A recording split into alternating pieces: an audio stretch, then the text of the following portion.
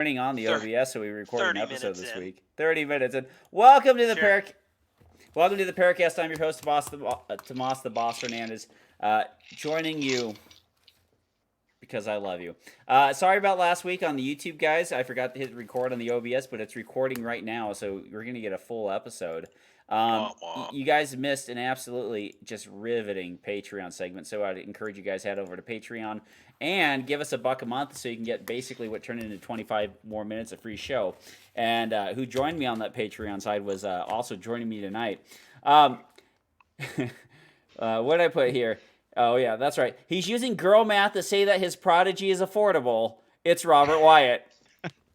Hey, I paid cash. That means it's free. I pay cash. It's free. I I have it's called the sunken cost fallacy.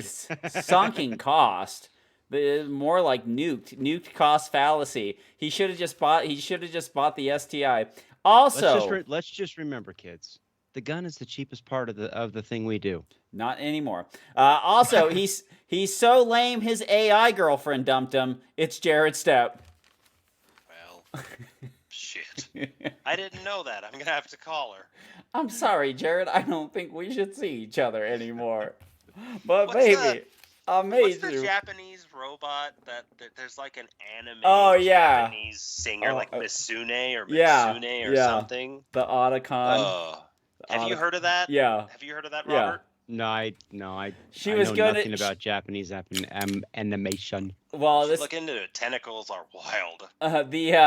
she was going to do a tour That's here. weird. She was going to do a tour here, but then COVID happened, and it saved us from the Misoki or whatever robot animation tour. What am I? I'm just dropping crap everywhere. Anywho, I would love that. I'd love to go to a concert of one of those anime AI. So, Robert, what it is it's an actual, like, it's a VR anime created, like, character that Okay. she sings and dances, and, like, they actually have, like, holographic projections of her on the stage where she's, like, this literally, like, exactly what you imagine for this anime cat girl, and she's just singing and dancing and doing her thing. And they do concerts where she is there performing, and like people show up and they bring their waifu pillows, and they have to. It's like that. I would love to go to one of those just to see Interesting. the audience. I must have got off this cultural bandwagon a long damn time ago because that's a little bit odd to me. well, Well, I hear stuff like that, and I'm just like, why can't Hamas pick on them? Listen. Like I always say, you get nuked 2 times, and weird shit happens. Okay? Look, there's a reason why the country that came up with tentacle porn also happened to get nuked 2 times. Fair. I mean, it's a fair point. So, anyways, I got word that my PDP slide is on its way back, so I'm excited about that. We'll see. And if it comes back with an RMR footprint optic, I'm kind of out of luck because I have my one RMR, and that's the only RMR footprint optic that I have for I it. got an extra one. You want it? I heard about this. I might take you up on that. Hell, I'll just give it to you. But if I you could wanna borrow it. But I can also get the 507 comp and Don't do it. When you borrow things to Tommy, apparently he has a way of hanging on to it for a long You've time never until listened. you Do forget you want about it. Do you want him back? Do you want your shell plate back? You baby? You want it back? I'll give it back. Look, dude, all I'm saying is, first of all, thank you, because I completely forgot that I had it and I was about to order another one. So, I mean, I really do appreciate that you actually like mentioned it. I do have to. My freaking life, man. I look at all that stuff back there. You Look, you know, could there's hit that saying something in you guns wanted that to one find is in none there. and two. There's that saying in guns that 1 is none and 2 is 1. Yeah, they made that because of me. I thought that was about wives. No, they made that because of Brigham Young. Oh, okay. So, anyways, yeah, I was sitting there looking at it. I was looking at that 507 comp. I was looking at a bunch of the other 507 options. I thought they were pretty. The Holosun options. Very nice. And I was looking at that RMR HD. Ooh. The big gay. It didn't do it for me. Well, I don't feel. I mean, I think it's cool. It's a natural evolution. Just why they didn't go and put that 5 MOA dot in it. That's my I only mean, critique of it. It's a great optic. They'll probably have another one that probably will have the 5 MOA dot. I think That'd be awesome. didn't the SRO come out with the 2.5 first, and it took a little bit, and then they came out with the The 5. SRO I think has a 1, a 2.5, and a 5. Yeah. And the SRO is definitely something that marketed itself as more of a all around. You see guys putting those on subguns and shotguns and all sorts of stuff. If they get The SRO was deliberately marketed towards the competition people. Yeah, but you saw the mounts where people were throwing them on, just like on the RMRs. I don't know. I am not as hard on the 6 MOA or 5 MOA or 5.5 over the 2s. Like, I get it. Like, there's advantages to one over the other. Attaboy, Tom. I just, you know what? I have an astigmatism, and the larger dot tends to help a lot with that. Yeah, because I'm sorry, your genetics are weak. Sorry, with your... See, this is my left hand. You know about my genetics? Yeah, it's right there, buddy. He can do that with his hand. He's got good genetics. Look, I've already established that left-handers pay a tax for stuff, so I can do that with my left hand. Oh my gosh, you guys am I the only guys who has normal things? But yeah, like looking at that thing, it's just kind of like the big window, and you get the RMR durability and owl ears, and which is pretty freaking awesome in that thing. Yeah, I hate how square those things look. It's the dumbest thing, but just the squared off nature. Even the Hollow Sun. but they look better than the freaking acros and sure mailboxes out there. Well, no, I don't disagree with you. It's also one of the reasons I dislike that. I just think it is a very aesthetically unappealing setup, and it's just what I look at in the world, dude. It's not right or wrong. I mean, they work. It's a damn good optic. I just like the aesthetics of things. You can get your pumpkin spice latte later. I already had one this morning. Thank you very much. Basic bitch. So what is it? The Blazing Saddles. They have that meme out there. It says, like every time it's fall, as Gene Wilder pulls him out, and he's like, "Where the white women at?" Yeah. It's perfect. The fall's the season of basic bitches. Hey, okay. I gotta be honest with you. I absolutely love pumpkin spice stuff. I cannot stand pumpkin pie, but I freaking love pumpkin spice. Just about everything else. So, I will say I don't like pumpkin pie, but for whatever reason, my wife makes a wonderful pumpkin pie that she makes from scratch, and we make homemade whipped cream, and we eat that, and it is glorious. Pretty legit. That's what we can do, Robert. We'll do pumpkin pie and expensive bourbon for one of these podcasts. As long as I don't have to see the pumpkin pie being made, I think I'm okay. Ping pie. I watched it being made one day, and it's just like that looks gross. There's like pumpkin pie cookies, which aren't too bad. Like I can eat those. Yeah, I don't like those. But I'll tell you, anything that's just cinnamon and sugar, that's the way I like to fly. What is it? Snickerdoodle and crutch. Oh, Snickerdoodle ice cream. Oh, so good. Why can't that be the flavor of fall? Anyways, let's talk about the flavor of left-handed magazine releases and the total cost to get them installed on the cheapest 2011 platform. Well, not the cheapest, but the closest to. Robert? It's not the cheapest anymore. Well, yeah, so I couldn't get it to work, and so I finally I was like, I'm just gonna get a metal grip and change it. I was looking at some of the Extreme makes the plastic ones, and I was asking around. They're like, this is you're used to your heavy Shadow 2s. Just get the Chile grip. It weighs like 12 ounces just for the grip. And so I was like, and so I just started looking, and like I couldn't find it anywhere. And then finally, I was over on the Discord server for the Hit Factor podcast, and they're like, "Oh yeah, SSI has a bunch of them in stock." And I pop over there, and they had them.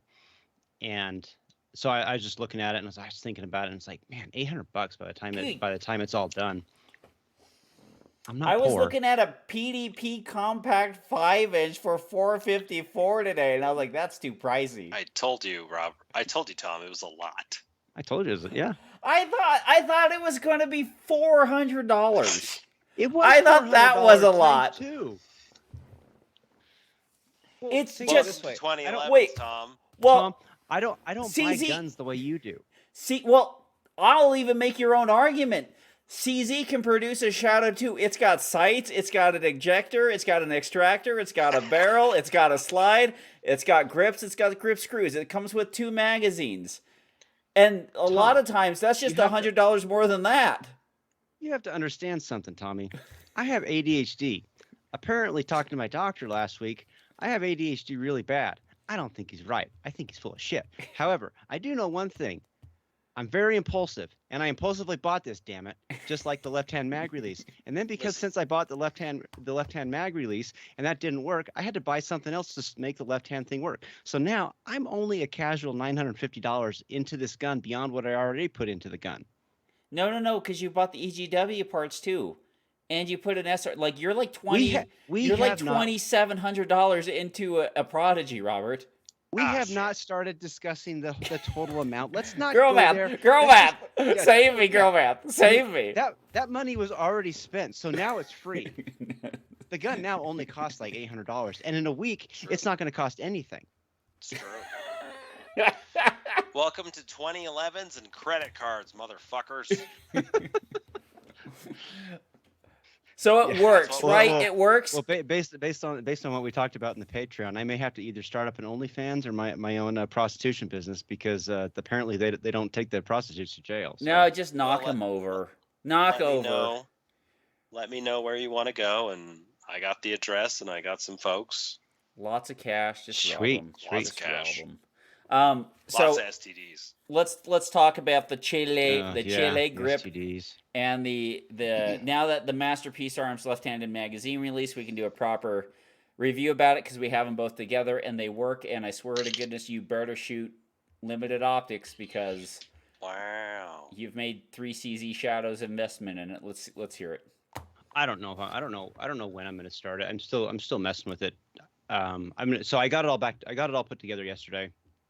It came yesterday, and I was just busy working, and so about 12 o'clock, midnight basically, I finally got it all put together, and I put it together just to make sure that it actually would work, and so it does work. But I think what Kenny was telling me with every 2011, you have to get out of the mindset of like a Glock or most modern guns where the parts just drop in and they're just good to go. 2011 still there's a lot of fitting and that has to go into them. And so I got it together, made sure it all worked, and I'll probably then take it back apart again and just get everything all polished up and cleaned like that. This time you won't lose screws. Fucking hell, dude. That was the worst. I'm sitting there trying to take this thing apart, and I pull too hard on the safety and the detent spring. I mean, it was sitting like in the corner of my eye. I see this detent pin go flying across my eye, and then it hits the wall. Then it hits the desk, and I like immediately I do the thing when people drop something. They immediately stop so they can like hear where it goes, and I'm just like please don't, please, and then I look over, and I mean, you can see this room. Yes, you can't see all the other shit over here. If you had something called a clean room where you had to like handle very tiny sensitive parts, and if anything dropped, you knew exactly where it was, and you were in your white gloves and glows, this would be the opposite of it. This is the upside downs version of it. Yeah. There's no small things in that room, and that desk clean, not a thing on the desk. Danger. Yeah, there's a reason that I have boxes of parts so that when I lose them, I don't have to tear my room apart trying to find them. But yeah, that thing went shooting across the room, so I spent 40 minutes looking for that, and then I finally found that, and then I go and I start putting the gun back together, and I realized that I lost the mainspring housing. So I spent another 30 minutes, and at this point I was getting mildly perturbed. Angry Robert. And then I went upstairs, downstairs. I finally looked, and it had fallen down and like wedged itself behind one of the legs of the table that I couldn't see. It was just like this. I just got to get this thing done. But I finally did. I got it done. It's great. I mean, I understand why people like them. It was between this and the aluminum grip, which actually is half the price. And ultimately, I got this because it was actually in stock. I don't know what it is about 2011 grips right now, but they are not in stock anywhere. So on the MPA magazine release. So on the right side, I mean the The side left that hand the side. magazine used to release from, does it Hmm. protrude out or is it? Yeah, look, you can kind of see like right now the screw that came with the MPA. Yeah, Hmm. it protrudes out like It's an eighth of an inch. it So is, can and you so activate it from that side still? no, it's not. Okay. It's a dead side. So I just this is what I had, and so I'm just gonna. I've actually got I actually have replacement screws that I bought at the hardware store. I'm just going to. I'll actually just put it in a chuck and just trim it down so it'll drop in there, and then get the proper cut on it, and then put it right in, and it'll go in perfectly, and it'll be great. It'll be fine. But I like it though. I mean, it's like I said earlier. I mean, I see why people like 2011s. They are really really good guns. They are fun. And the the other thing. So the Chile grip. Chile has two different grips. One is a straight grip, which is similar. I wonder if I Right. have it over here. The Legacy. Yeah. So it's more the 1911 style. So it just goes straight up. That's the Springfield. And then they have this what's called the E2 grip that swoops in like this, and that's more similar to what you'd get on a CZ. Yeah. Curved And, for your pleasure. Yes, yes. And I was talking with Ken, and he's like, "Yeah, Clay has the E2 grip, and he really likes it." And so I was it Thursday night. I ordered the grip It's nice. Thursday night. I saw, and I didn't know if the mag release works, but I talked to Dirk at the introduction match, and I was just like, "Hey, can I just try this out?" And he's like, "No problem." So we just swapped the mag release out, and it actually worked. Dropped the mag, and I'm like, "Sweet, I'm done."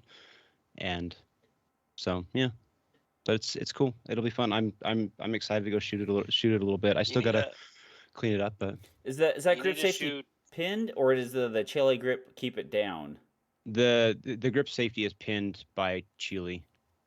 Yeah. Okay. Most of the metal grips you get nowadays, Tom, for 2011s are pinned grip safeties. Yeah, They're non-functional. Awesome. and it's cool. I mean, it is what it is. I mean, uh, so really, what's going to happen is I actually didn't really want to spend that much money on it, so I was just going through my safe, and I'm like, what can I exchange? And so I'm just gonna sell a couple of the guns that I don't use to offset it because $800 is a lot. I mean, all jokes aside, that's a lot of money, For a and I grip, just What are didn't you really s- want to spend it. What are you selling? what are Probably you one of the buying? Glocks, a PO, probably a Oh, PO. buy it for It's a gonna be fine a price. PO9 or one of the Glocks. I think I'll sell off, and that'll be enough, or maybe both. I get in these weird modes where like over time I'll buy guns and then like with the intent I'm going to do something and then they just sit around and I kind of don't like guns just sitting around The and unfinished I'm just like project. I'm just going to get rid of it and then I'll go do something else that I want with it. I mean, I don't know. I've always been that way where I hang on to it for a long time.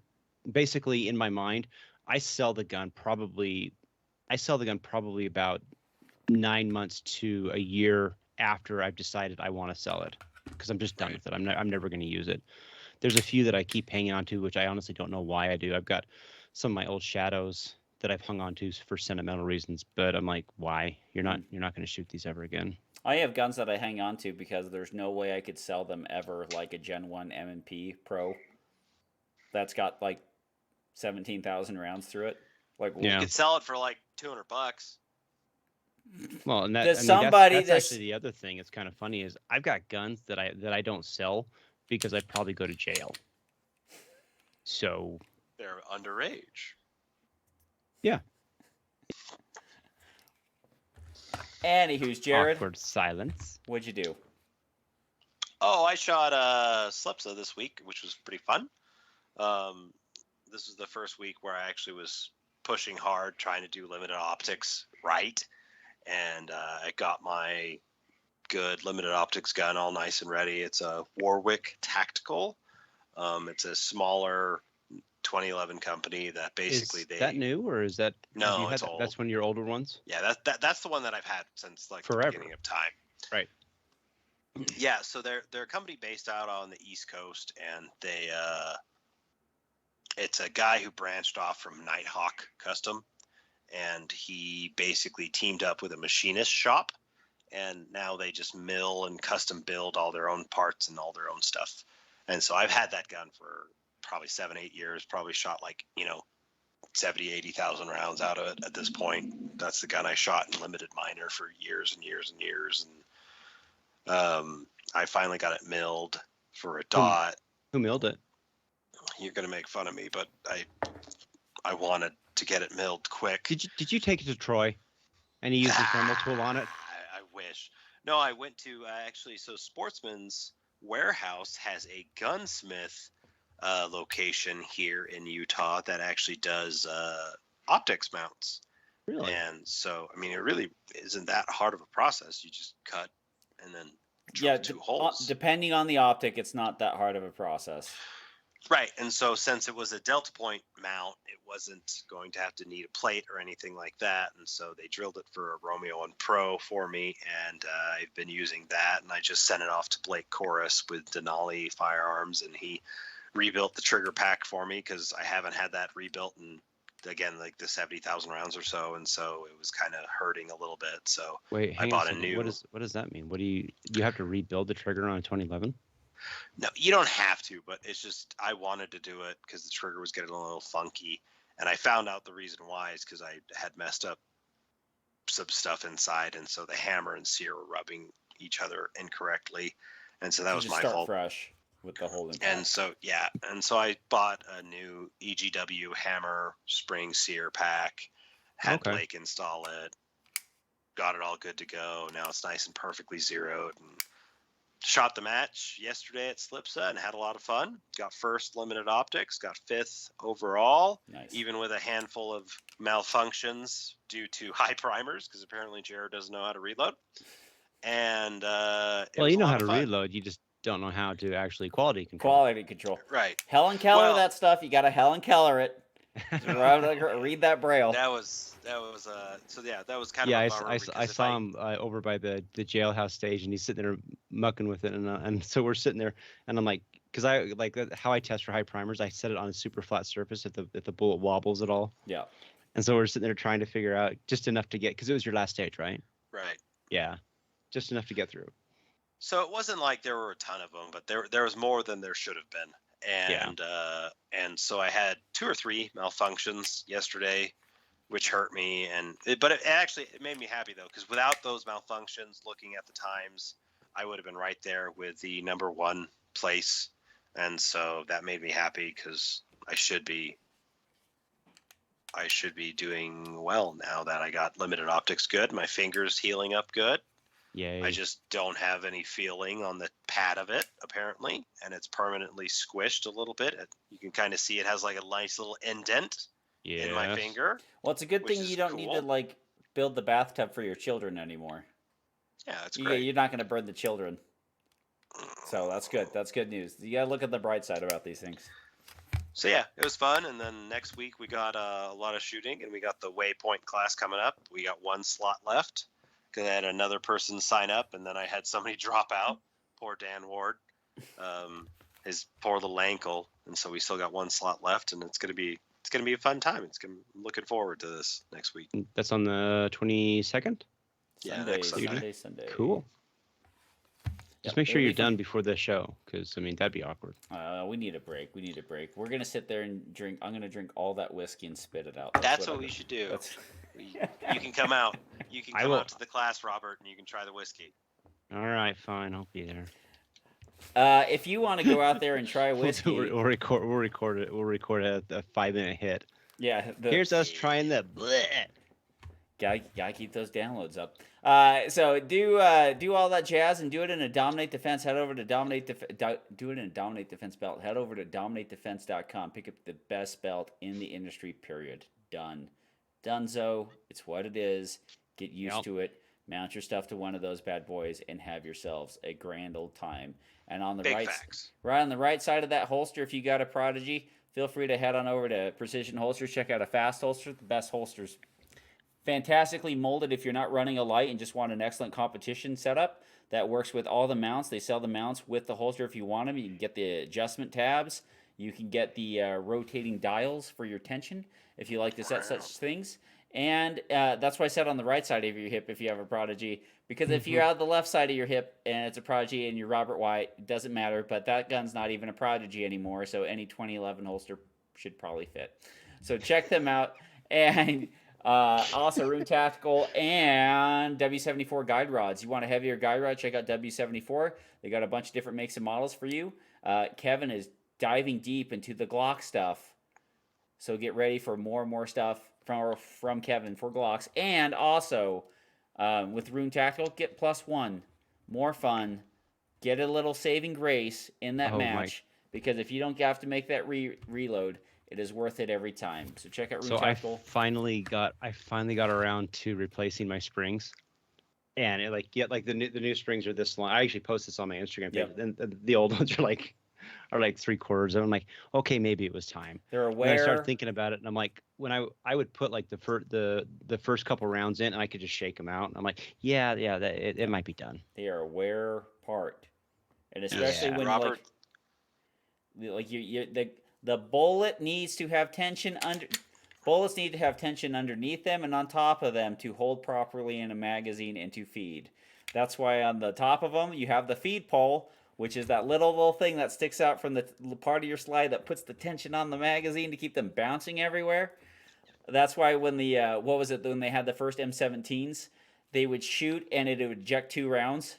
It would eject the spent casing and a live round would come flying out. Oh.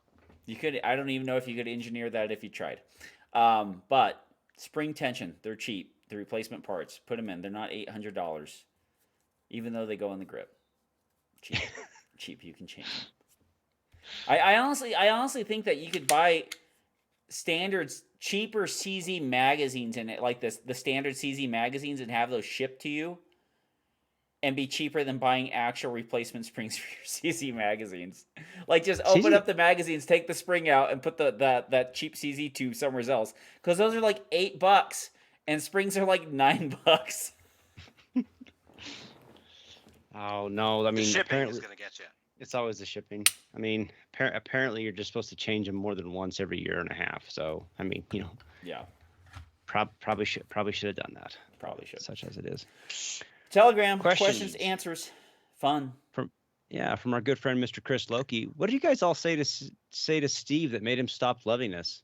No, he just has Robin loving him in places that aren't the United States of America. That's where he gets to go. Is that what we're calling that now? Yeah, that's where it's the fancy life. Okay. Yeah, that's a lot better than what I put. Anyway, moving on. Good for Steve. Good for Steve. We love Steve. We miss you, Steve. Come back. From Eric. What's your preferred method to scoop your firearm and magazine from a rested table start at a match? I use 2 hands, and I get my hand in front of the grip, and then I lift it into my hand. That's what I've always done. There was a time when I tried to grab down and push on it, but I had a mag release that if you push down too hard, it would pop the mag out. And so now I take whatever time is necessary, and I just put my hand underneath the gun and I lift it into my hand. It's not sexy, but it works every time. I don't even really try to think about it too much. If I can do it back in the iron sight days, kind of a handy thing to do. Upside down? Yeah, upside down on the sight. So if you're on the YouTube. Oh, shit. You just set it down on its sights if it's a flat surface, and then you can just grab the whole handle and bring it up. And so like that kind of works pretty well. And I just bumped my mic. So that works pretty well. Jared's mic fell off. Oh, there it is. Good. It was hiding. You can't see it. But yeah, the old Ron Avery thing of just talking about just scooping the gun. Just I've been DQ'd. Scooping the gun. Good thing it's not a 320. Yeah, good thing it's a SIG with a hammer. Or my Shadow 2s. Somebody would die. Well, so what I think I know it's getting popular right now. If it's unloaded table start, to have the magazine laying next to it and the gun next to it, and then you like push the magazine into the mag well, and rack and go. And personally, I just think it's stupid. I think it's parlor tricks, and it's like, dude, that's not going to win you the match. That's going to, if anything, I was talking to a guy about this at the match yesterday. There's safe stage design, stage plans where it's like, look, if I shoot this correctly, I'm going to get 90-95% of the match winner. And then there's dangerous stage plans where it's like, I'm going to put this here and I'm going to scoop this in and it's going to go great and it's going to be awesome and it's going to be amazing. And honestly, the person who wins the match probably will have done that and they're going to get 100%. But you know what? There's also going to be a number of people who tried to do that, but it messed up. And so they're going to mess up and it's going to hurt them and they're going to end up with 70, 80, 60% on that stage. And so it's a big thing. It's like, dude, just think about what you're trying to do. Like if you've practiced this technique, then sure, go for it. But if you haven't practiced it, it's like, it's not going to hurt you that much.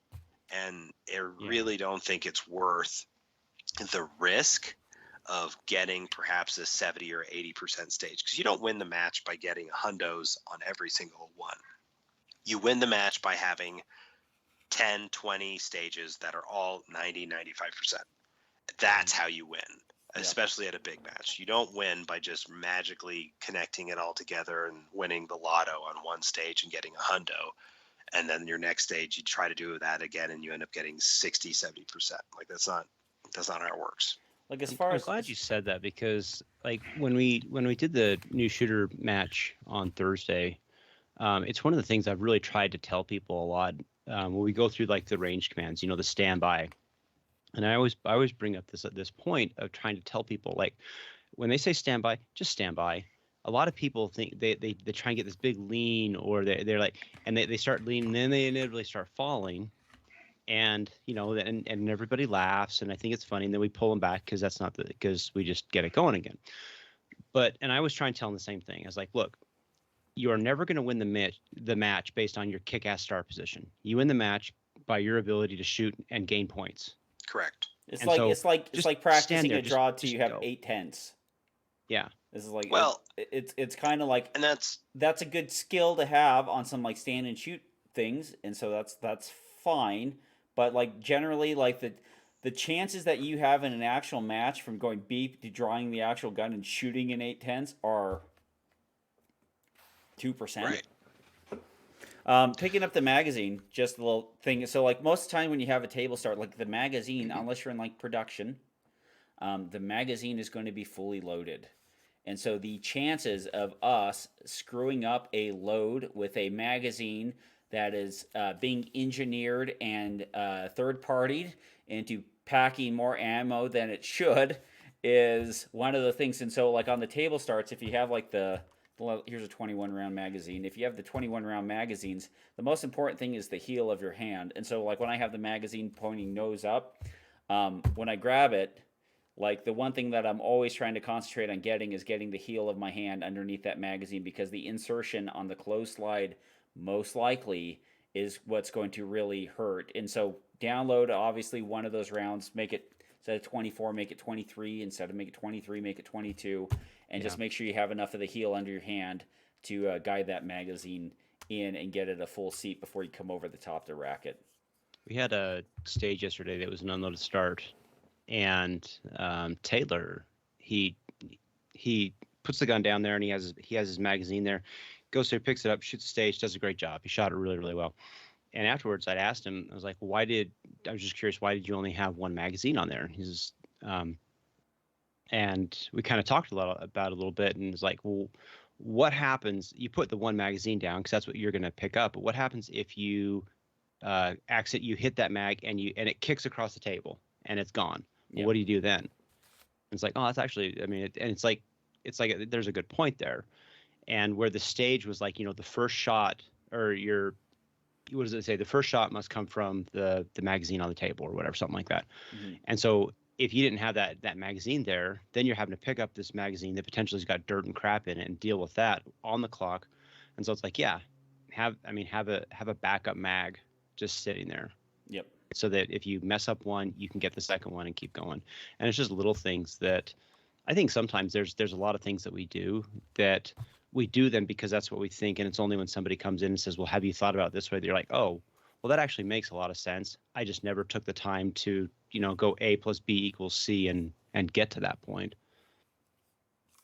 Absolutely. Let's see.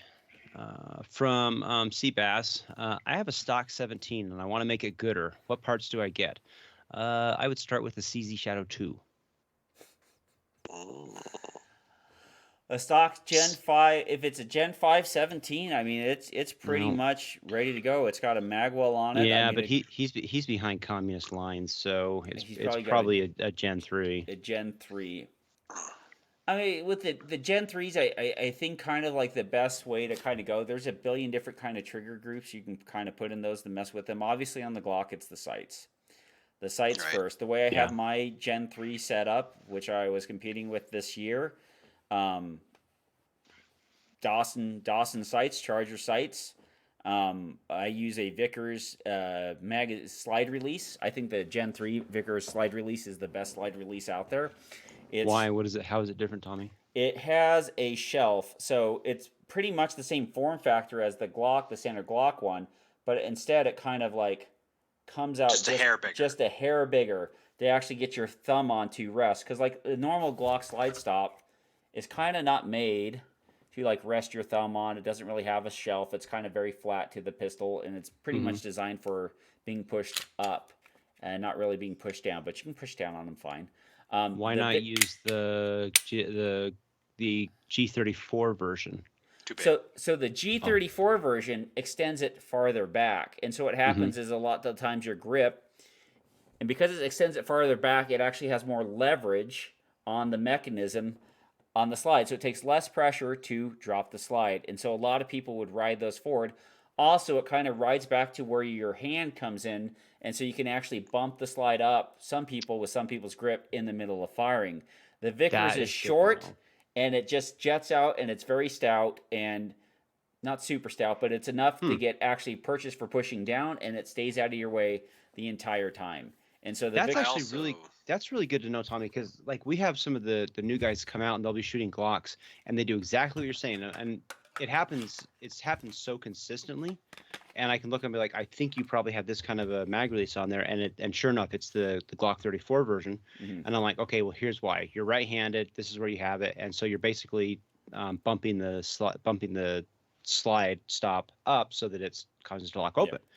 And I'm like, the easiest thing to do would just be to put a G17 in there, or I guess now a Vickers. So that's good to know. It gives me something I can tell them.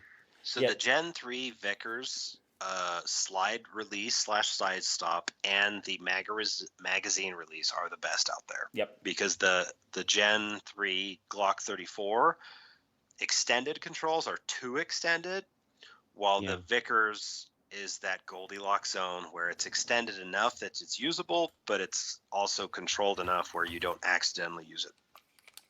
And then as far as like the grip plugs, like not for competition use, but these are still pretty handy, and I still use them anyway.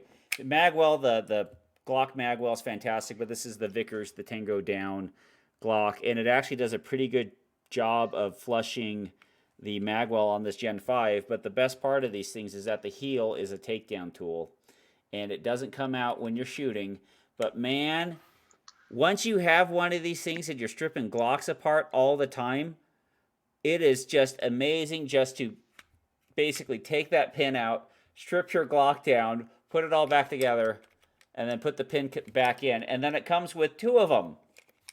Wow! It comes with two of the things in it. Jeez, so it's if I want to take my gun apart during the match, I have to call AAA to come in and bring their toolkit. Right.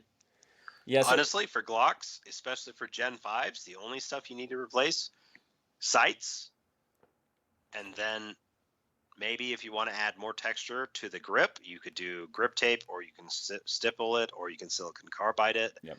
And then the next would be that thug plug, brass thug plug, or something along those lines. But honestly, that's all you need on a Gen 5 Glock. Yep. Everything else is great. Good. I wouldn't even swap out the trigger. I like the trigger on the Gen 5. I think they did a great job with it. The trigger on the Gen 5 you could get a lighter one, but I think the stock one's awesome, honestly. The trigger on the Gen 5 is really good. My only thing would be like a lot of the companies like Apex, like those trigger shoes and like the Overwatch Precisions, they they definitely have a finer, like almost like metal polished feel when you get them on the Hmm. Glocks. It's because the Glock triggers are great Fancy. now, but the other problem is too is like the other polymer frame triggers are fantastic, and they're a lot better than the Glocks. The Walthers and the Canics, the Echelon's supposed to have a very nice trigger. Some of those SIG triggers, when you just replace the shoes, are very nice as well. And so you don't have to, and you can, if you messed around with Glock enough, you don't really have to change the trigger. But there are a lot of nice triggers out there. Right. Right. Let's see. From Alex, I heard the USPSA presidential election voting period ended early and that people couldn't vote because of that. Does there need to be a new election? So I was trying to find any information on this and I couldn't pull it up. Well, I can actually tell you. So they talked about this in the member meeting. Um, basically, basically it was like this. So the election was set to end on the night that it ended, but the election company sent an automated what is it? Yes election sent an automated like email, and they just had the date wrong. But all the previous emails said it was going to end on, I believe it was Saturday night. Yeah. And so they're during So it I mean ended after on that. Friday. No, so it It ended when ended it on the properly right should have on time. Saturday. Oh, But there was this one email that said, "Oh, it's going to end a day later," and so there was some people. Well, I mean, in the presidential race, Luigi's like, well, he had said, I understand that he had said like there was hundreds of people who wanted to vote who couldn't vote, and so then there's people that are like, okay, well, there needs to be a new election. And so Donna during the member meeting is like, no, that's not actually what happened. Everything was done according to the way that it properly should have been. And in fact, the election company gave them reporting and said like there was only 12 people who actually attempted to vote after the election closed. And functionally, and you see this in all elections, like in local elections, presidential and stuff like that. If you ever have these situations where you have contested votes, there's always this question of it's never like we're contesting the entire election. It's like we're contesting this many votes. And so one of the things that they do is they say, okay, well, this party is contesting these votes. Well, how many votes are there? Okay, there is 100 votes. And then they ask the question: does that 100 votes, Swing would the that change election. the election results? And if the answer is no, and so what they'll do is they'll say, okay, well, we'll give those 100 votes to the who would have been the loser, right? Okay, did that change the election results? No. Well, then it doesn't matter. And that's what happened in this case. There was only 12 people who actually tried to vote after the election closed, which wasn't even close enough for the election to be changed. And so functionally, it's a non-starter. But I mean, there was some chatter back and forth saying that there was like hundreds of people, and the election company's like, no, we have the recordings. It was only like 12 people, and so that's kind of what happened. And I understand it. I mean, we've gone through a handful of years now of people saying the elections are fraud and stuff like that, and so I totally understand that concern. But apparently Donna, when she talked about it, she gave all the information, and it's you know it's unfortunate that the election company messed it up a little bit, but at the same time, everything in the end was all handled the It way was it should just the be. wrong date on an email. Functionally, yeah. Yeah. And so that's what it was. Let's see. Last question, Josh. Tom Show. Let's see. What is your recommendation for putting an RDS on a Glock? Pros and cons of buying an MOS Glock versus having a slide sent out and cut versus getting an aftermarket slide. So there's three questions, I guess, in there. Three options. I think there's a lot of benefit to just getting it cut right now. I mean, the Gen 5 17s have been, and the Gen 5 Glocks have been out since about 2017, and you're starting to see the police trade-in market flooded with them. And so, like, you can get a Gen 5 Glock 17 for like $420. And that's a significant That's not savings bad. over an MOS Glock. Now, the MOS system is not, it's not too bad. I mean, I don't use the Glock plates. I use a Overwatch Precision plate, so that adds about $70 to what I'm putting on, but it's a fantastic plate. But you do have to live with the idea that there are screws that hold the aiming device into your pistol that you cannot monitor. And they're not very deep, and they're not very, there's not a lot of engagement on them, right? Like right. Tyrell Kelsey had this thing where he got, 3 out of the 5 threads he needed for engagement, and the screw walked itself back on his legions and led to all sorts of issues. Lots of them are pretty good, and you can get kind of different heights of the plates. The one issue right now is there's a lot of change in the optic market of what optics are absolutely fantastic and whether or not they're going to be on that plate or on that cut that you're going to cut for it. So I would recommend, if you're starting from scratch, you could get something like an RMR cut. As far as the slides, there's stuff like the Atom slides that from Unity, which were pretty awesome, but they don't make them in a Gen 5, and they're pretty unobtainium to find, but that has the same kind of cut. What is the other one? Like the agency cuts that you could have for it, where you could actually buy the Prodigy uses, where you can buy the plates to swap out. Yeah. And those are a much better cut system than a MOS. So you can do all those kinds of ways, but honestly, a used Gen 5 Glock, it's got plenty of life in it, and you could send it off to someone like Jaegerworks or Primary Machine or any one of those and get an RMR cut and be perfectly fine for a long, long time. You have an enclosed option now. You have the 2 big competition options now, and you have the Holosun lineup, and then you have the RMR lineup. So it's very hard to go wrong. But that being said, if it's your one and only pistol, having something like a direct 509T cut on the pistol makes a lot of sense, or an enclosed optic sense makes a lot of sense, because you get a very durable optic, and weather doesn't really play a factor for it. So there's a bunch of different ways to go, but the most bulletproof is a direct mill. I think so. I mean, especially on a Glock, it's hard to beat. Yeah, it just gets it that much lower. Direct mill is best. Next best is a good optic plate with good mounting, with Vibratite or purple Loctite or whatever, but you have to use it and mount it correctly. And then the worst is Glock MOS with MOS plates, and that's fine. I mean, that's what I have my duty gun, and that's what a lot of people have everywhere, and it works. But again, it's just something you have to be aware of and something you have to watch. So just be aware of it. Yeah, I think it's smart, no matter what you do, to just get in the habit.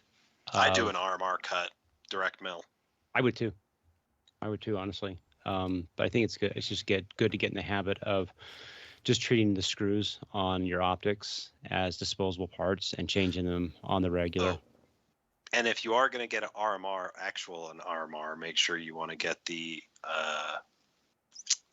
mounting plate. Because a lot of people forget that the sealing plate for the RMRs, those are important. Well, right. The other thing too is the one thing is if you have a cheap optic, or you're thinking about you have a cheap optic, or you're like, I'm only going to spend, or I got some Vortex optic or whatever, do not mill the gun for that. Just buy the MOS. Yeah. If you're going to play the optics game, if I want to try a bunch of different optics, then the MOS makes way better sense, because you can mount any optic to the Glock system that way. Right. So. Yeah. No, I mean, it's a simple solution. Yeah, go with the RMR, because there's just so much for it. But yeah, I agree. Yep. So a lot of freaking crazy good optics, and most isn't likely that kind of the amazing thing? I mean, we were talking about this in our chat the one day. It's like today, there are so many good optics out there.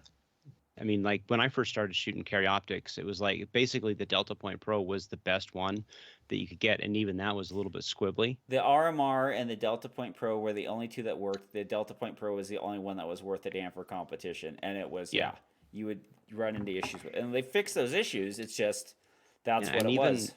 And by today, I mean, there's all kinds of plates or optics out there. I mean, the SIGs people like, the RMRs, the Delta Point Pros. They just got a handful of them. The Holosuns have very much proved themselves out. There's other lines like the Shields and stuff like that people aren't that familiar with, that are decent enough optics. It's just the tried and true ones that well, what would you say? The tried and true runs that are the Hollow Sun, the Delta Points, the Trijicon line, and the latest Seymour.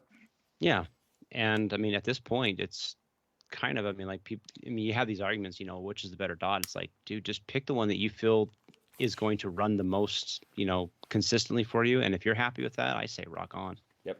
Right. Absolutely. Well, thanks for downloading, listening, and subscribing. Thanks for participating. This is a 50-minute show.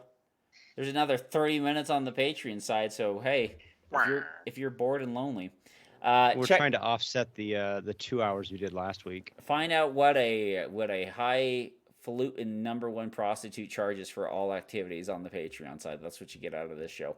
Thanks for doing all that. For Robert Wyatt and Jared Stepp, I'm Tom Nelson, bidding you peace, love, and soul as we depart into the open waters of the Sea of Life on a little tugboat we like to call the PARAcast. Good night, everybody. Doop doop. Dum dum. Bop bop bop bop. That was weird. It disconnected me for a second. Yeah, and then it popped back in. Yeah, it was weird. I was like, oh, Jared's gone. Well, I was just holding it, and then all of a sudden it just goes boo-doop. So I look at it, click join call, and it goes booty. Okay. Good. I was slowly sliding my hand down to the. All right, so we can pause recording. Yeah, We done. can pause recording now. So I can Pause. Done. 15-23. Go do family pictures today. I gotta go make some tri-tip. I'm excited. I've got like 3 or 4 tri-tips. Like Costco had those seasoned tri-tips, and they were on sale a while back, and so I bought like 4 or 5 of them. They are so tasty good. The hard thing when you buy that stuff in our family is Dakota. When left to his own devices, he will literally eat all of that thing on his own. Oh, have you run into the time where you're now paying for all adult meals all the time, and even like Dakota starts taking the place of 2 adults? Yeah. I mean, I'm gonna clean up the Dropbox real quick. So Thanks. Uploaded. I see you're 10:15. Okay. Delete. What day is today? 10:15. Oh, thank you. Oh, that's what you're saying. Okay. Oh, let's see. What do we call this sucker? Oh, I got it. Okay. What was this? Save me, girl math.